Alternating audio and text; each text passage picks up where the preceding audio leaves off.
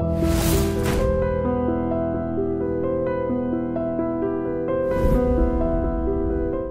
this is Ram Gopal Verma and congratulations to iDream for reaching 1 million subscribers. Sir ఇప్పుడు playback సింగర్గా ఒక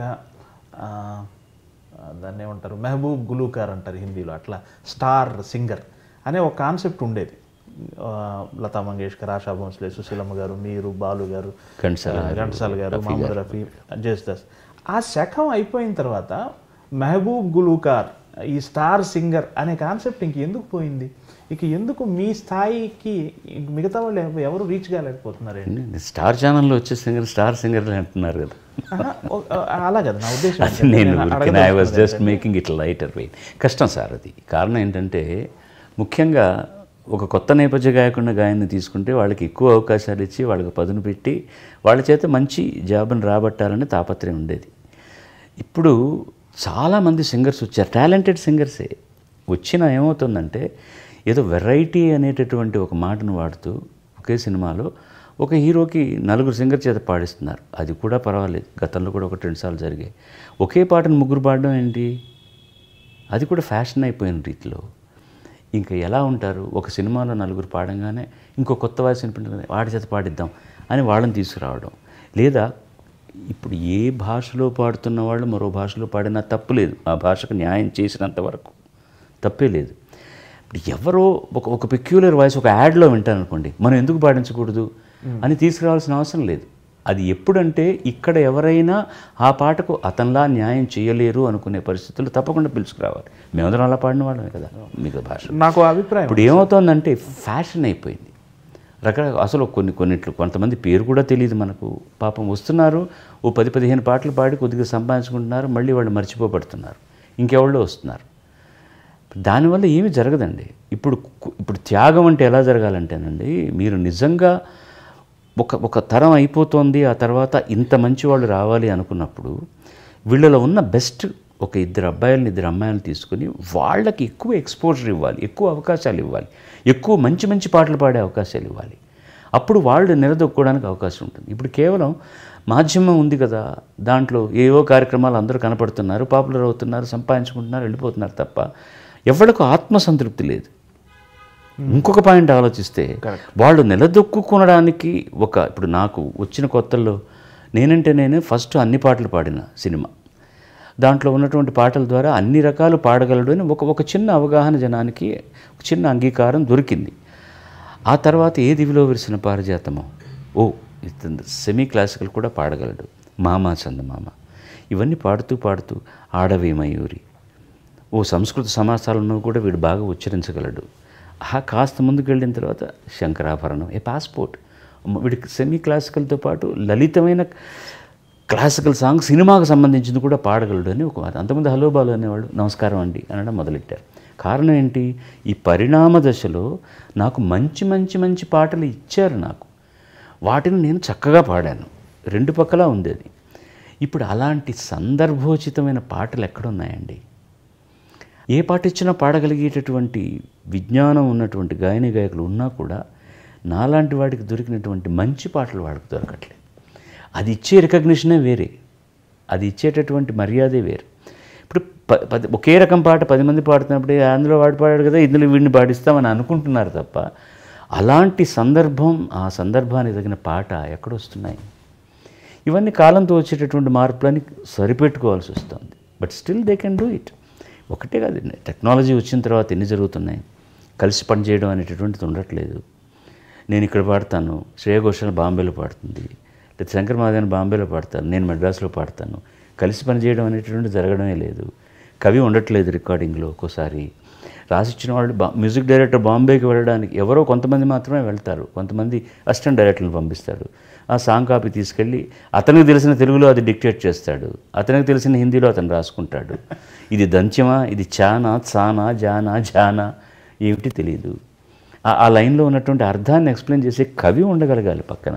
లేకపోతే నా 2వ పాట అయినటువంటి కన్నడంలోనే నేను రికార్డ్ చేసిన 2వ పాటే కన్నడం. నాకు కన్నడం భాష ఒకటి ఉందని తెలుసు కానీ ఏమీ తెలియదు.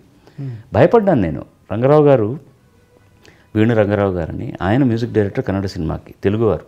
పిబి శ్రీనివాస్ గారికి కజిన్ బ్రదర్ ఆయన నేను పాడిన మొట్టమొదటి పాటకి వీణ వాయించడానికి వచ్చి నా పాట విని ఆయన సంతోషించి నాకు మొట్టమొదటి పాట ఇచ్చారు. పిలిస్తే అయ్యా నాకు కన్నడం ఎలా ఉచ్చరించాలో తెలియదంటే, నాకు ఇది మొదటి సినిమా కన్నడంలో, నాకు కన్నడ భాష రాదు, కవి ఉంటారు మనకు చెప్తారు, కష్టపడు నేర్చుకో పాడు అన్నారు. ఇప్పుడు అలాంటి అవకాశాలు సింగర్స్ కూడా ఇవ్వట్లేదు. ఎవరో నార్త్ నుంచి వచ్చి వాడు ఉచ్చారణ సరిగ్గా లేదని మనం తిట్టడం న్యాయం కాదు కదా. అతను నేర్పించి సరిగ్గా వచ్చే వరకు ఓకే చేసేటటువంటి ఓపిక కావాలి, పాడించగలగాలి. లేకపోతే నన్ను హిందీలో యాక్సెప్ట్ చేస్తారా, నన్ను కన్నడంలో యాక్సెప్ట్ చేస్తారా, మలయాళంలో యాక్సెప్ట్ చేస్తారా, బెంగాలీలో యాక్సెప్ట్ చేస్తారా, మరాఠీలో యాక్సెప్ట్ చేస్తారా? కష్టపడాలి. భాషకు మన అమ్మకి ఇచ్చినంత గౌరవం ఇవ్వగలగాలి.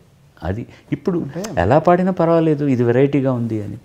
ఒకానొక ప్రొడ్యూసరు మ్యూజిక్ డైరెక్టర్ ఇంకో టేక్ అడుగుతున్నాడు అమ్మాయిని పాడడానికి. ఎందుకండి అది బాగుంది అంటున్నాడు నిర్మాత, దర్శకుడు కూడా. లేదంటే అక్కడ ఒక చోట గాంధారం శృతి చేరలేదు, అది వెరైటీగా ఉంటుంది వదిలేద్దామంటే ఎట్లా? వెరైటీగా ఉంటుందని అమ్మకు స్విమ్మింగ్ డ్రెస్ వేస్తే బాగుంటుందా? అమ్మ చీర కట్టుకుని బొట్టు కట్టు పొద్దున్న నాయన లేచి లేవరా అంటేనే బాగుంటుంది తప్ప ఒక స్విమ్మింగ్ డ్రెస్లో వచ్చి పొద్దున్న అమ్మ అరే గెటప్ అంటే ఎలా ఉంటుంది?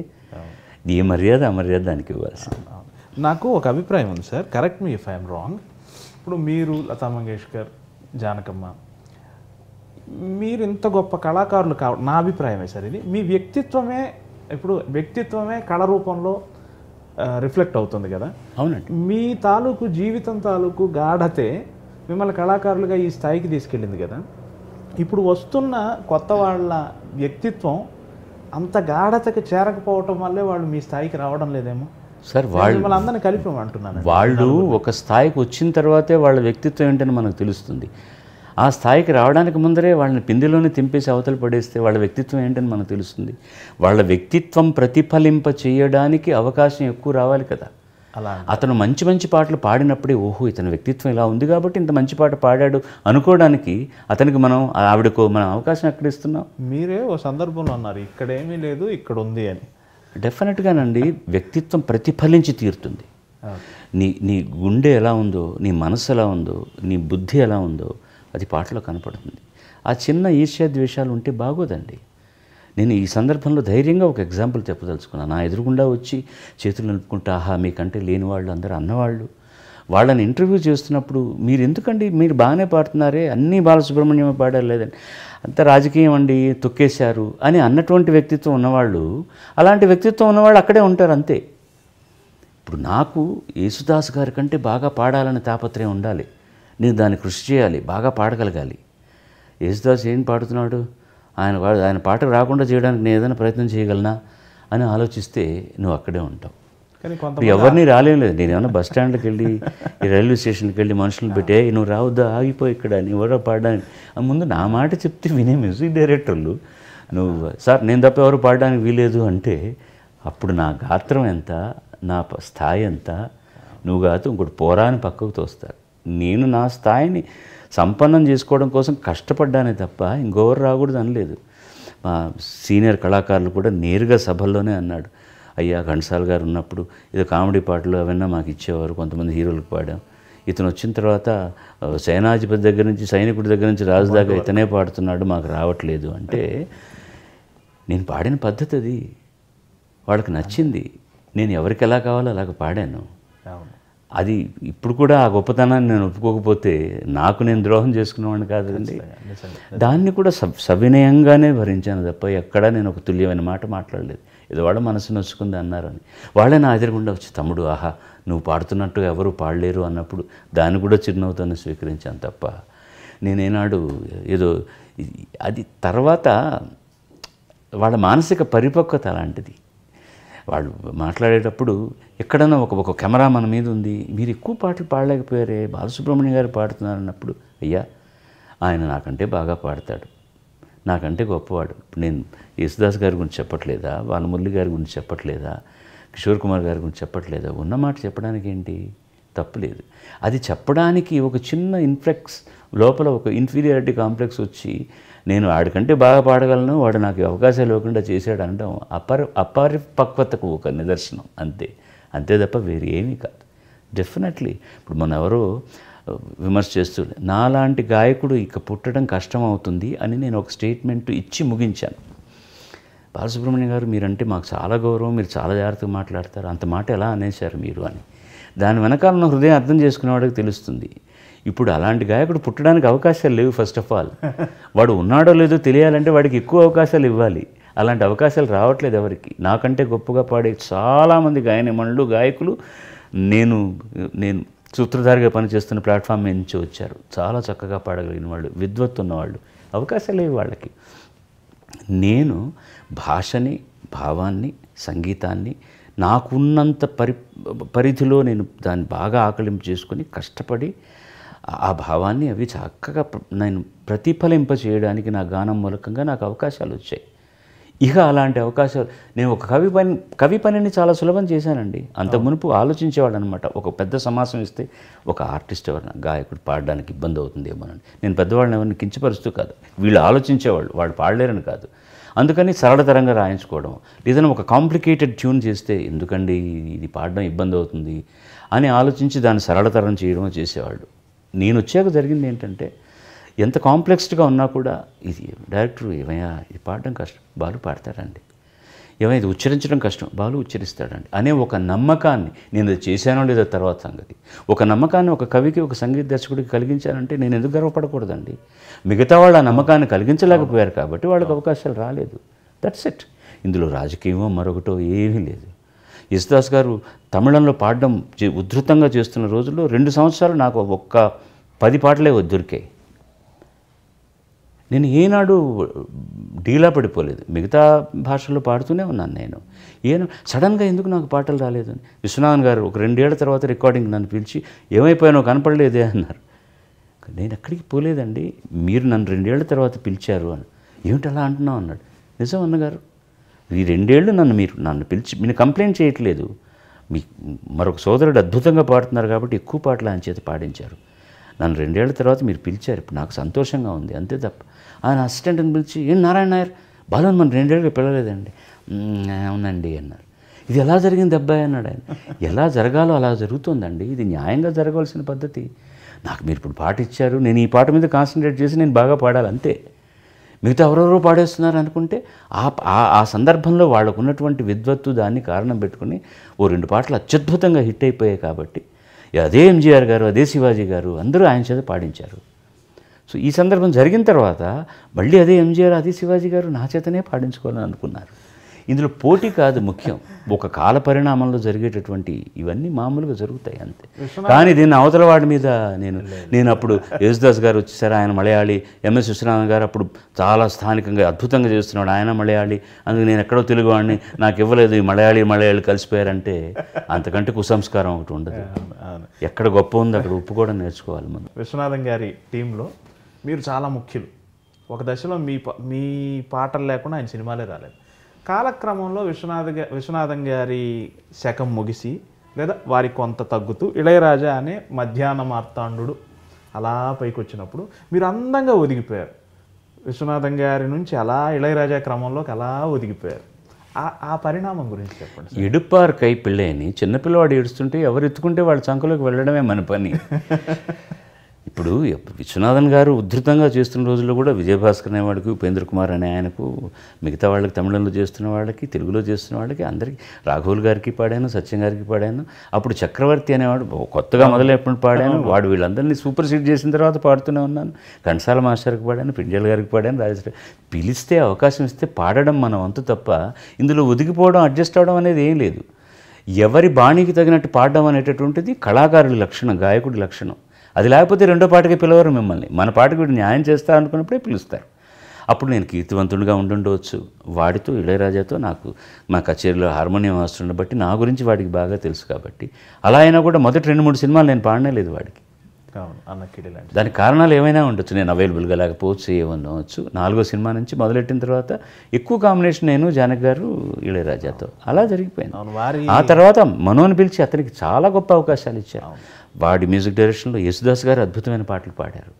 సంఖ్యాపరంగా ఎక్కువ పాటలు నేను పాడాను. ఒదిగిపోవడం అనేటటువంటి ఆ లక్షణం లేకపోతే మనం నిలబడలేమండి. వారే ఒక ఇంటర్వ్యూలో అన్నారు, మీరు జానకి గారు లేకపోతే ఆ పాటలకు అంత న్యాయం జరిగి ఉండేది కాదు అని. అతను అన్నాడో లేదో అనకపోయినా పర్వాలేదండి, దాని గురించి నేను ఎక్స్పెక్ట్ చేయను, ఇళయరాజా గారు అన్నదాని గురించి. బట్ అది సత్యం. ఎందుకంటే ఎవరో ఫ్యాన్స్ జానకి గారి దగ్గర అన్నాడు, అమ్మ అంతకుముందు మీకు కొంచెం తక్కువగా ఆటుపోట్లతో ఉండేటటువంటి పరిస్థితి ఉండింది, ఇళయరాజా వచ్చాక మీకు ఎక్కువ అవకాశాలు ఇవ్వాలంటే ఒక క్షణం ఆగు అంది ఆవిడ. ఇళయరాజా నన్ను పోషించడానికి నాకు అవకాశం ఇవ్వగల, అతని పాటలకు నేను న్యాయం చేస్తాను కాబట్టి ఇచ్చాడు, నేను బాగా పాడాను పాటలు, అంతే తప్ప అతనేదో నన్ను ఉద్ధరిస్తాడని ఇచ్చాడని నేను అనలేదు.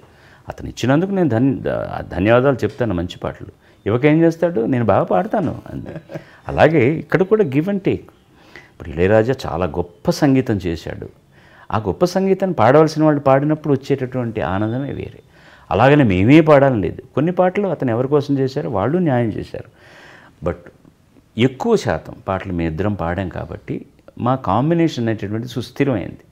జానకి గారు, ఎస్పి బాలసుబ్రహ్మణ్యం, ఇళయరాజా అనే కాంబినేషన్ కూడా బహుశా జానకి తమిళంలో ముఖ్యం. రెండవ స్థానం బహుశా చిత్ర గారితో ఎక్కువ పాడు ఉంటారు కాదు, ఎక్కువ పాటలు మొత్తం మీద తీసుకుంటే సుశీల్ గారితోనే ఎక్కువ పాడు ఉంటాను. అలాగా అన్ని భాషలు కలిపితే. తమిళంలో తీసుకుంటే ఎక్కువ జానకి గారితో, తర్వాత చిత్ర గారితో. చాలా సంతోషం. ఓ అందమైన సాయంత్రం ఇలా మీతో గడపగలగటం నిజంగా మనస్ఫూర్తిగా చాలా సంతోషపడుతున్నాను. ఆ విషయాన్ని మీకు ఎలా అంటే మీకు ఒక కాఫీ ఇవ్వడం ద్వారా నేను తెలియజేసుకోవాలనుకుంటున్నాను. ఇప్పుడు ఈ కాఫీ ద్వారా నేను అందరికీ చెప్పేది ఏంటంటే, ఈ 2 గంటల సేపు మనం కాఫీ మీద మర్చిపోయాం. అది అవును, ఇది బాగా చల్లారిపోయింది. అవును, బాలసుబ్రహ్మణ్యం ఐస్ వాటర్ తాగుతాడు, ఐస్ కాఫీ కూడా తాగుతాడు. గొంతుక మీరు అన్నారే, దీని గురించి ఆలోచించేది ఇక్కడ ఉండాలి కాబట్టి. అవును, మీ అందరికీ కాఫీతో చీర్స్ చెప్తూ ఈ సంభాషణ ద్వారా మళ్ళీ నా మంచిని కోరేటటువంటి నా శ్రోతలందరికీ ఇంకా దగ్గరగా తీసుకొచ్చినందుకు యమునా కిషోర్ గారికి, వారి కాఫీకి, వారి కాఫీ కప్పుకి, వారి బృందానికి అందరికీ కూడా నేను సర్వదా కృతజ్ఞుడిని. నా తరపున, మా కాఫీ కప్ తరపున, మా coffee with Yamuna Kishore team మొత్తం అందరి తరపున మీకు మరీ ధన్యవాదాలు. Thank you very much. Survey జనా సుజనా భవంతు, సర్వే సుజనా సుఖినో భవంతు. iDream 1 million subscribers ki reach ayindandi. Congrats to iDream Media on reaching 1 million subscribers. iDream Media on 1 million subscribers reach chesinanduku all the best and congratulations to you. Congrats iDream. 1 million subscribers reach అయిన శుభతరుణంలో నా శుభాకాంక్షలు తెలియజేస్తున్నాను.